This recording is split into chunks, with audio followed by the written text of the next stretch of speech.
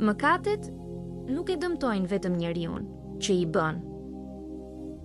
Ato lën plag edhe në zemrën e shoqërisë. Kur njerëzit largohen nga e vërteta, nga morali dhe nga frika ndaj Allahut, fillojnë të humbin mëshira, respekti dhe dashuria mes njëri tjetrit. Zemrat bëhen më të ftohta. Tradhtia bëhet normale.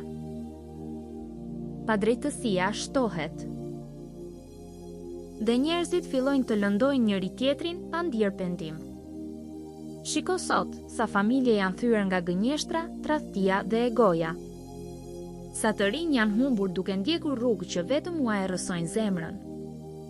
Sa njerëz çajnë natën për shkak të padrejtësive që u janë bërë. Kur mëkatet përhapen në një shoqëri, largohet qetësia. Njerëzit fillojnë të jetojnë me ankth, me frikë dhe me zbrazdi shpirtërore, edhe pse nga jashtë mund të kenë pasuri apo luks. Sepse zemra nuk gjen paqe larg Allahut.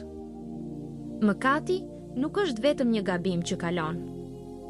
Ai mund ta errësojë zemrën pak nga pak, derisa njeriu të mos e ndjejë më dallimin mes të mirës dhe të keqes. Por dera e pendimit është ende e hapur. Allahu nuk dëshiron shkatrimin e robërve të tij.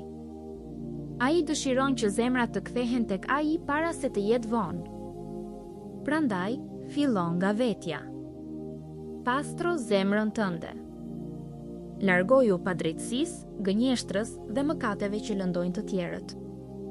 Sepse kur një njeri përmirësohet sinqerisht për hir të Allahut, ai bëhet dritë edhe për njerëzit rreth tij.